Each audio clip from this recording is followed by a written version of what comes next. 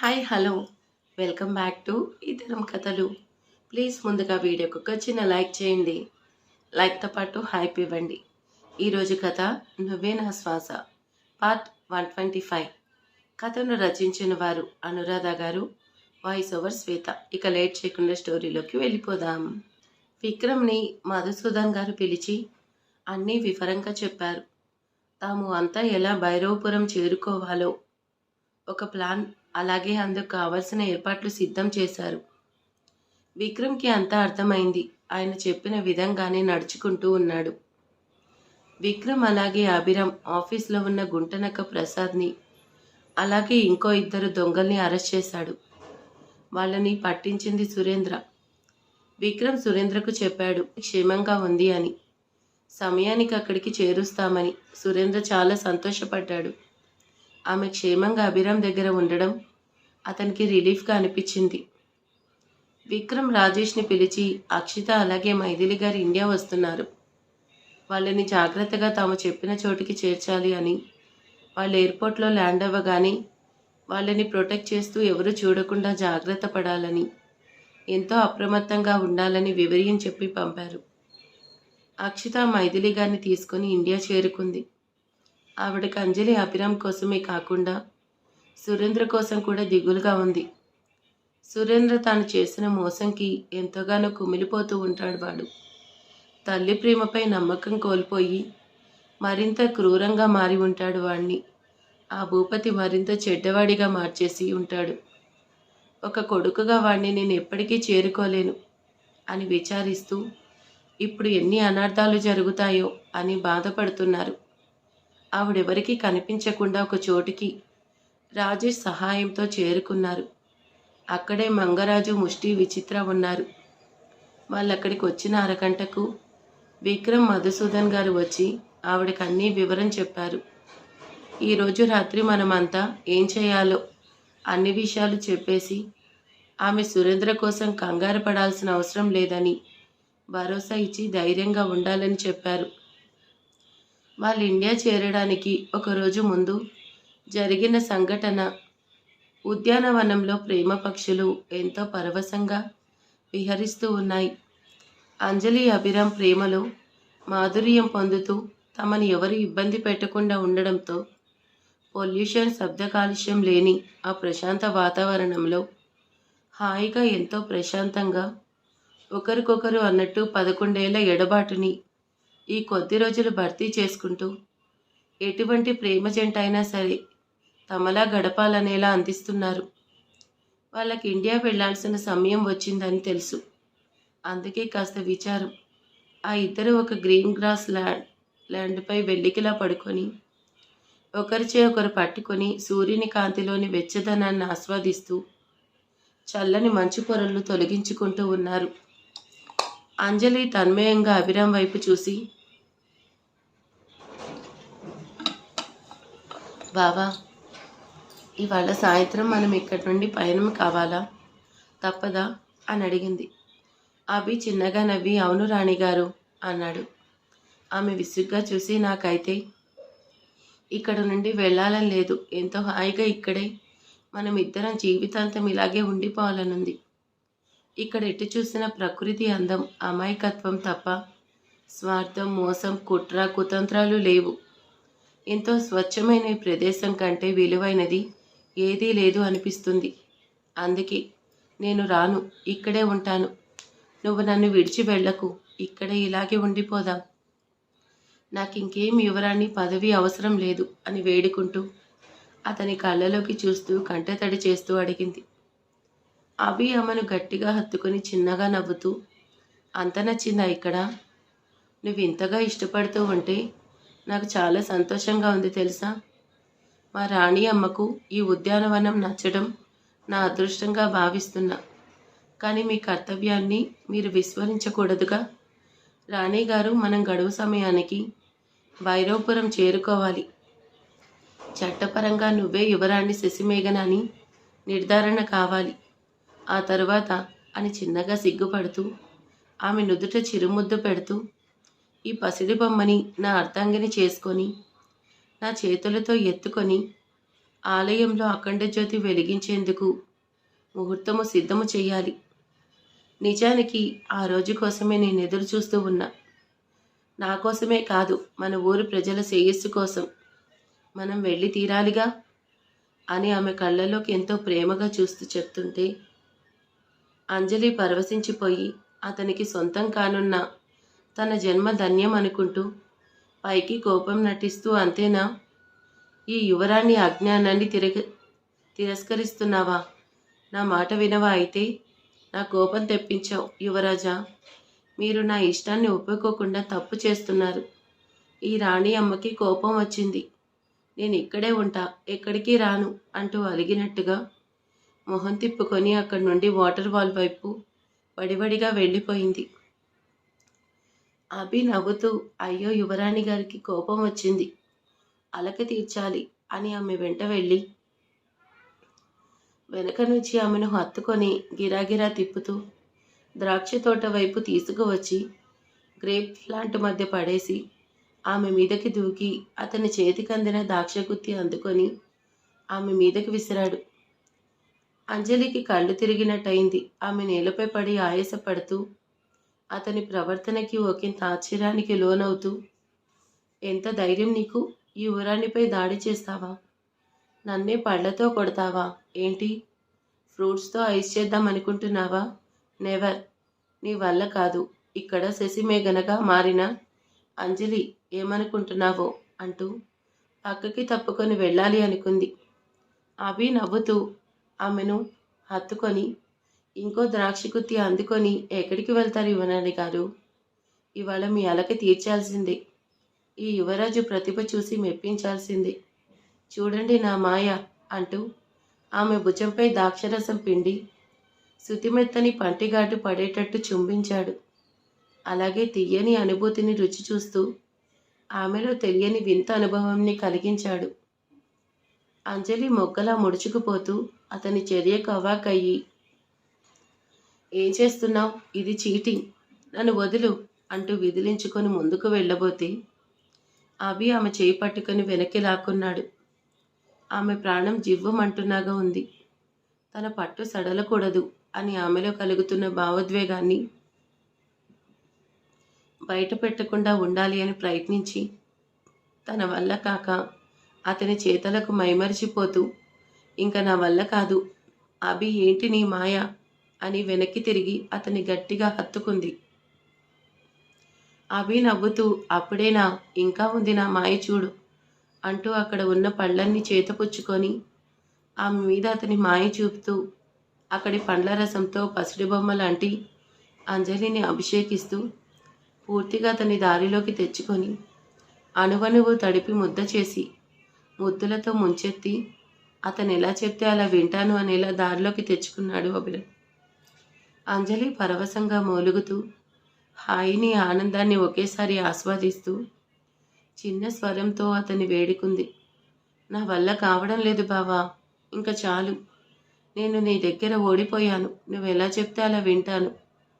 రాజావారు ఇవాళే ఇండియాకి తిరుగు ప్రయాణం అవుదాం, సరేనా? ఇంకా వదిలిపెట్టు అని ముద్దుగా అతని కళ్ళల్లోకి ముద్దు పెడుతూ చెప్పింది. అభి విజయ గర్వంతో రెచ్చిపోతూ, అది అలారా దారికి అంటూ అంజలి మొంబపై పండ్ల రసం పిండి ఆ మధుర పానీయాన్ని అతడు నాసిక అంచులతో మెలికలు తిప్పుతూ అదరాల అంచుకు చేరుకొని యువరాణిని మైకంలో పడేసి వేరే లోకానికి తీసుకుపోయి యువరాజ్ అంటే ఏంటో తెలియచేసి పూర్తి దారిలోకి తెచ్చుకున్నాడు. ఆమె తనువంతా పులకరించిపోయింది. తీయని పండ్ల రసంతో అతని చుంబనాన్ని కలగలిపి అమృత కడలిలో ముంచెత్తుతూ ఆమెకు యవ్వన మధురిమ మాధుర్యాన్ని అందజేస్తూ ఉన్నాడు. అలా కొంత సమయం వారిద్దరి ప్రేమానురాగంకి ఎటువంటి అంతరాయం లేకుండా ఉండడంతో ఆ ప్రేమ జంట ఇన్నాళ్ల విరహాన్ని తొలగించుకొని స్వర్గం అంచుల దాకా చేరుకున్నారు. కాస్త ఆగితే వారి వివాహ ఘట్టం ఇంకా ముగియలేదు అనే సంగతి మర్చిపోయి హద్దులు దాటి వెళ్తే పరిస్థితి నెలకొంది. అక్కడ వాళ్ళిద్దరూ యవ్వన మాధుర్య మాయలో ఉన్నారు. ఇప్పుడు ఇంకా వాళ్ళని ఎవరూ ఆపలేరు. ఆపేందుకు ఇక్కడ ఎవరూ లేరు, రారు. అది తెలిసింది. అంజలి పూర్తిగా ఆపి మాయలో ఉంది. ఆమె ఏం చేస్తుందో ఆమెకే తెలియడం లేదు. ఇంకా ఆమె ఏదీ ఆలోచించలేదు. అతనికి పూర్తిగా సహకరిస్తూ, ఏయ్ యువరాజా, నీ ప్రతిభ చూపించు. ఈ యువరాణిని పూర్తిగా నీ సొంతం చేసుకోరా అంటూ అతన్ని రెచ్చగొడుతూ గబగబా ఆమె అతని షర్ట్ బటన్స్ తీస్తూ అతని దృఢమైన ఛాతీపై ఆమె చేతులు పెనవేస్తూ, నన్నేమైనా చేసుకో, నేనేం అడ్డు చెప్పను అన్నంతగా అతన్ని రెచ్చగొడుతూ అతన్ని చుట్టుకుంది. అభిరామ్కి అతని లిమిట్స్ తెలుసు. అందుకే ఎన్నిసార్లు అంజలి విషయంలో అతని తనువు తొందరపెట్టినా ముద్దును దాటి హద్దు మీరలేదు. కానీ ఇప్పుడు ఇంకా అతని చేతిలో ఏమీ లేదు. ప్రాణమంతా జివ్వున లాగేస్తున్నా, భావన ఆమెను విడిచిపెట్టకు, నీ సత్తా చూపు యువరాజా, నీ మాయలో పడై విజృంభించు అని అతని మనసు, అలాగే ఆమె వెచ్చని శ్వాస అతన్ని రెచ్చగొడుతూ ఉంటే అభి ఆమెను మరింత గట్టిగా హత్తుకున్నాడు. అంజలి అతని శ్వాసకు పోటీగా ఆమె శ్వాస అందిస్తూ, ఏంటి యువరాజా, ఆలస్యం చేస్తున్నావు? నన్ను సొంతం చేసుకో. ఇంక నీకు అడ్డు చెప్పేవారు ఎవరూ లేరు. ఈ రాణి నీది అని మనసారా అతనికి సొంతం కావాలనుకుంది ఆమె. అభి ఆవేశపడబోయి క్షణంలో తేరుకొని కాస్త నెమ్మదించి ఆమె కళ్ళల్లోకి ఎంతో ఆర్తిగా చూస్తూ, హేయ్ ఏంటిది, వద్దు, నన్ను ఇంకాస్త రెచ్చగొట్టకు. నేను మంచివాణ్ణి కాదు చెప్తున్నా. మనకింకా పెళ్లి కాలేదు తెలుసుగా. ఇప్పటికీ ఇవాళ కొంచెం ఎక్కువ చేశాం. చాలు, మిగిలింది పెళ్లి తర్వాత పూర్తి చేద్దాం. అర్థమైందా? నువ్వు కాదు కూడదు అంటే ఆ తర్వాత నువ్వే ఇబ్బంది పడతావు, చూసుకో అని హెచ్చరించాడు. అంజలికి అతను అంతగా ఆమెను రెచ్చగొట్టి ఆశ పెట్టి అంతలోనే వెనక్కి తగ్గడం నచ్చలేదు. ఆమె శరీరం అతని సాన్నిహిత్యంని ఎంతగానో కోరుకుంది. ఆ సమయంలో ఆమెను అతను చెప్పేదేదీ అర్థం కాలేదు. ఆమె మనసు ఆలస్యం వద్దు, నన్ను నీలో కలుపుకో, నీ సొంతం చేసుకొని తొందర చేస్తుంది. అలాంటి పరిస్థితుల్లో అభి నీతి బోధన హెచ్చరిక ఆమెకు మరింత పంతంగా మారింది. అందుకే అతన్ని మరింత రెచ్చగొడుతూ, ఏంటి రాజావారు, ఇలా వెనకడుగు వేస్తున్నారు? ఈ రాణి దగ్గర ఓడిపోతున్నారా? మీకు ఈ రాణిని సొంతం చేసుకోవాలని లేదా? నీ బలం మాయ ఇంతేనా అని అతన్ని షర్ట్ వెనక్కి విసురుగా నెట్టి అతని హృదయంపై బలంగా ముద్దు పెట్టింది. అంతే. అభిరామ్ అదుపు తప్పాడు. ఏంటి, నా బలానికే పరీక్ష? అయితే కాసుకో నా బలాన్ని, నా మాయని అని ఆపే ఆమె జుట్టు చేతుల్లోకి బిగించి ఆమె వేసుకున్న బ్లౌజ్ వెనక భాగంని 2 చేతులతో పట్టుకొని ఒక్క దెబ్బకు చించి పారేశాడు అభి. అంతే. ఆమె ఆ రియాక్షన్ ఎక్స్పెక్ట్ చేయలేదు. అందుకే కాస్త కంగారు పడి, హే ఏంటిది బావా అని అతన్ని గట్టిగా చుట్టుకొని సిగ్గుగా అతని గుండెలో తలదాచుకుంది. అభి రెచ్చిపోతూ, ఏంటి రాణిగారు సిగ్గా? నీ రాజా బలాన్ని చూడాలి అనుకున్నావుగా, ఇప్పుడు చూడు అని మరింత శృతి మించబోతుండగా అతని ప్యాంట్ పాకెట్లో ఉన్న మొబైల్ మోగింది. ఆ రింగు సౌండ్కి అతన్ని ఆమె బ్లౌజ్ చిరగడంతో అంజలి ఇద్దరు పూర్తి స్పృహలోకి వచ్చారు.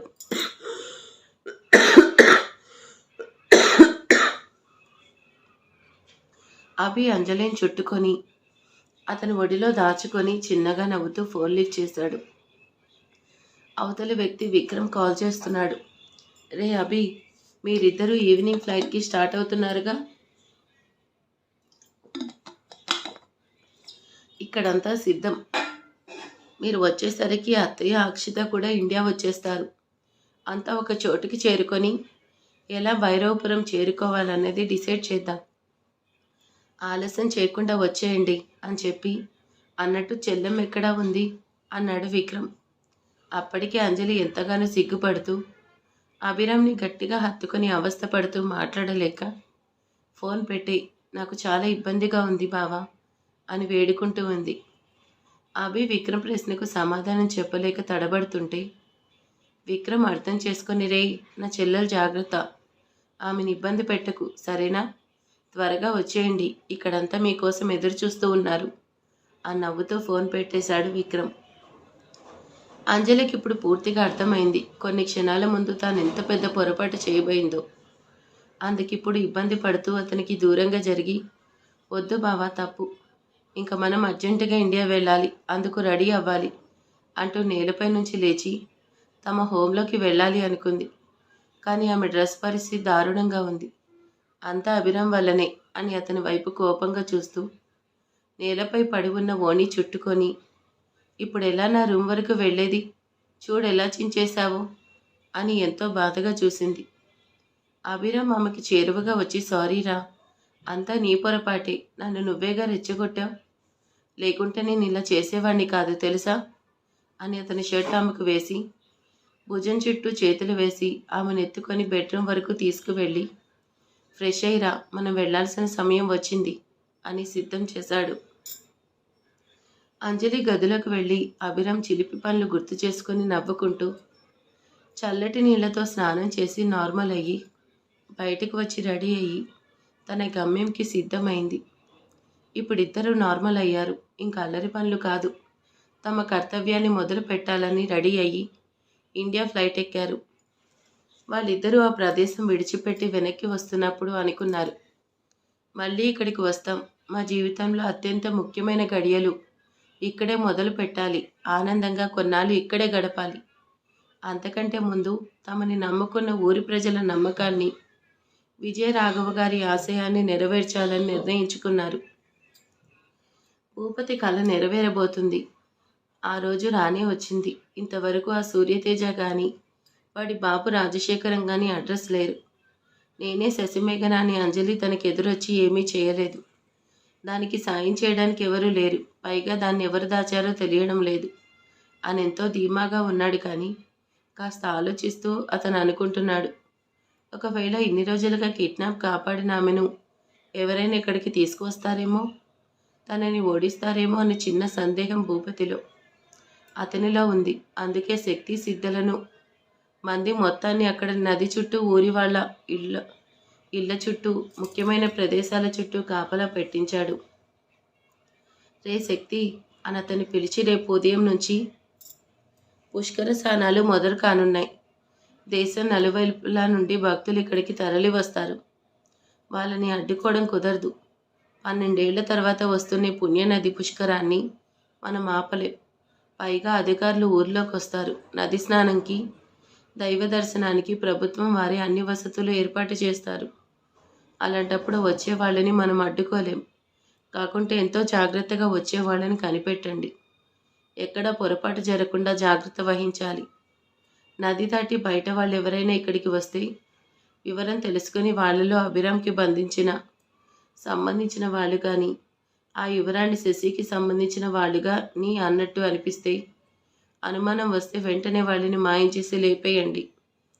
కోర్టు వాళ్ళు ఇక్కడికి వచ్చి ప్రాపర్టీస్ అన్నీ పరీక్షించి విజయరాఘవారికి వారసులు అంటూ ఎవరూ రారు అని నిర్ధారించి, ఆ కుటుంబానికి సంబంధించిన ఏకైక వారసుడు రాజవంశీయుడిగా సురేంద్రని ఎన్నుకొని ఆ సంస్థానంలో అన్ని హక్కులు చట్టపరంగా అతనికి చెందేటట్టుగా తీర్మానించాలి.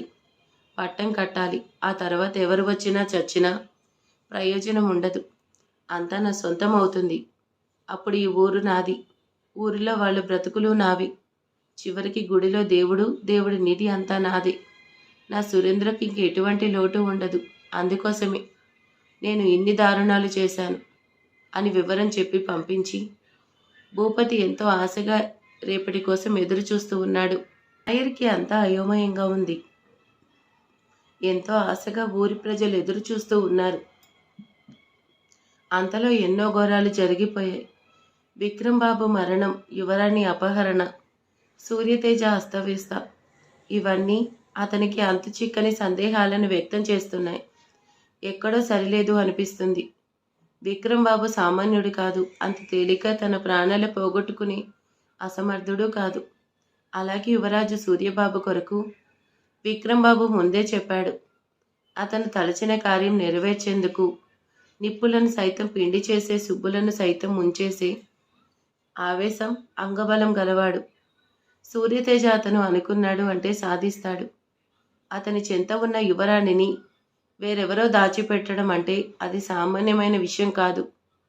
అంతా మంచే జరుగుతుందని అతని మనసు చెప్తుంది. అందుకే సాంబవీదేవి ఆలయానికి ఊరి ప్రజలతో వెళ్ళి అభిషేక హారతులు ఎదురిచ్చి ఇన్నేళ్ల తర్వాతైనా ధర్మాన్ని గెలిపించమని వేడుకున్నాడు. ఊరి ప్రజల ఆలయంలో అర్చనలు చేయడం, శక్తి సిద్ధలు చూశారు. వాళ్ళకి నవ్వొచ్చింది. వీళ్ళ పిచ్చి కాకుంటే రాతి బొమ్మలకి పూలమాలలు, కర్పూర హారతులు ఇస్తే చచ్చినోళ్ళు తిరిగొస్తారా? ఆ విక్రమ్ చచ్చాడు. ఎంతో ఆనందించాల్సిన విషయం అది.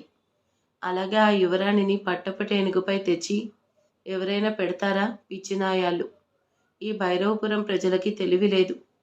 వీళ్ళ బ్రతుకులు తెల్లారేసరికి నిజంగానే తెల్లారిపోతాయేమో అని ఎంతో తేలిగ్గా తీసుకున్నారు. అభిరామ్ అంజలిని వెంట పెట్టుకుని ఇండియా చేరుకున్నాడు.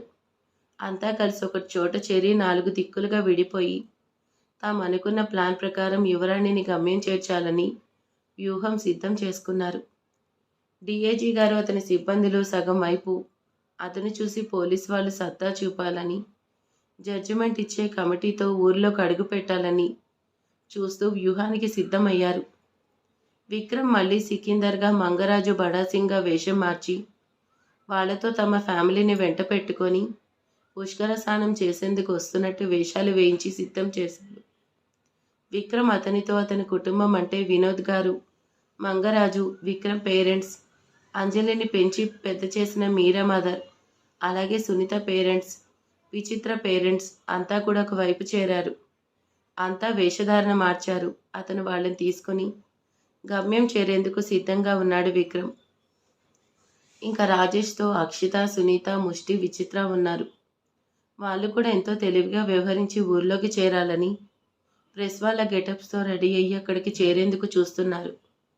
ఒక అభిరామ్తో మైథిలి గారు, ఇంకా అంజలి, అదే మన యువరాణి శశిమేఘన వాళ్ళ పట్టపటేనికి మాత్రమే ఉన్నారు. మైథిలి గారికి విక్రమ్ తాను భద్రపరిచిన రాజవంశపు చిహ్నం గల లాకెట్ గొలుసిచ్చాడు.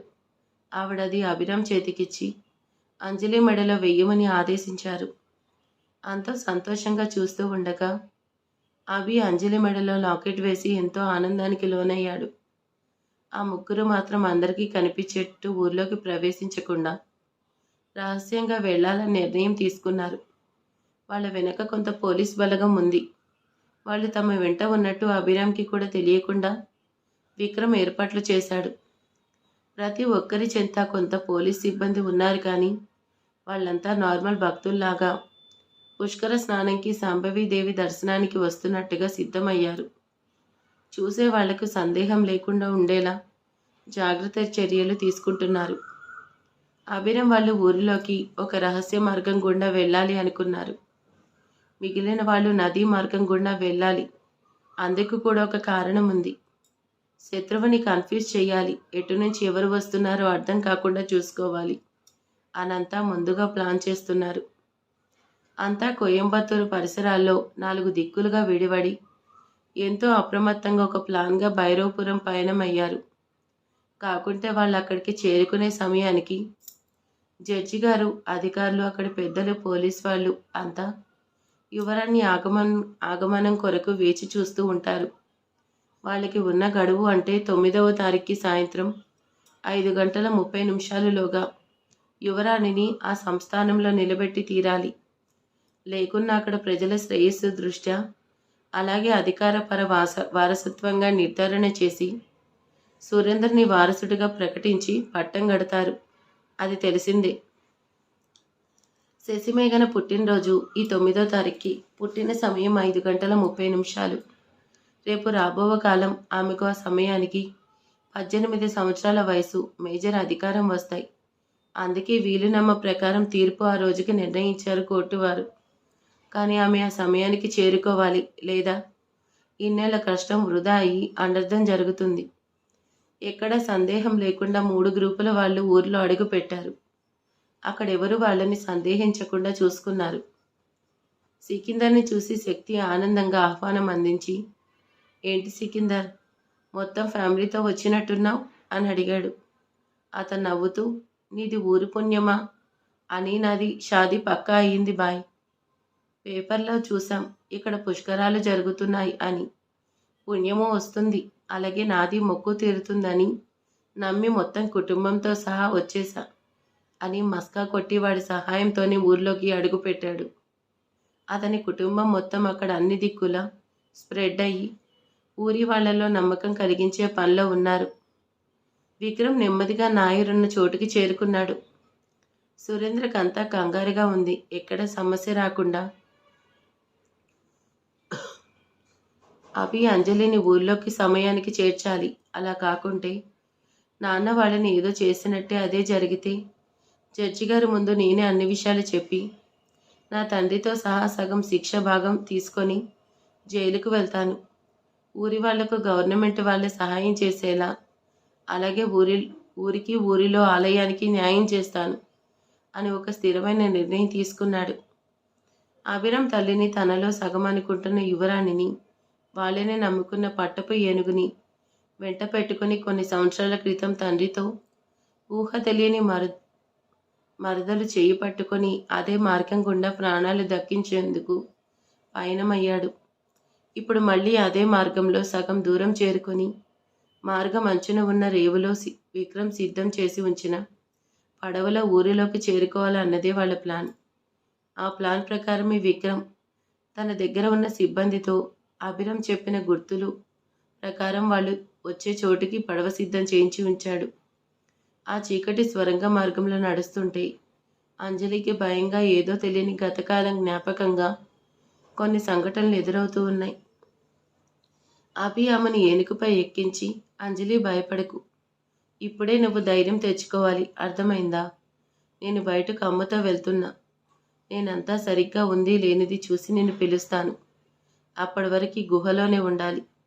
ఎట్టి పరిస్థితుల్లోనూ బయటికి రావద్దు. నేను పిలిస్తేనే రా అని ఎన్నో విధాలుగా ధైర్యం చెప్పాడు. మైథిలి గారు కూడా అంజలిని ధైర్యంగా ఉండమని, నీ కన్నవాళ్ల రక్షణ నీకు తోడుగా ఉంటుందని చెప్పి అభిరామ్తో గుహలో చీకటి నుంచి దూరంగా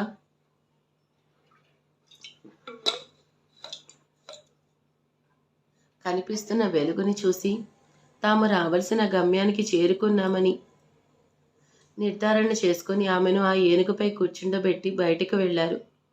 మరి ఆ తర్వాత ఏం జరగబోతుందో రేపు ముగింపు ఎపిసోడ్లో చూద్దాం. ఈ వీడియో నచ్చితే లైక్ చేయండి, కామెంట్ చేసేయండి. Thank you.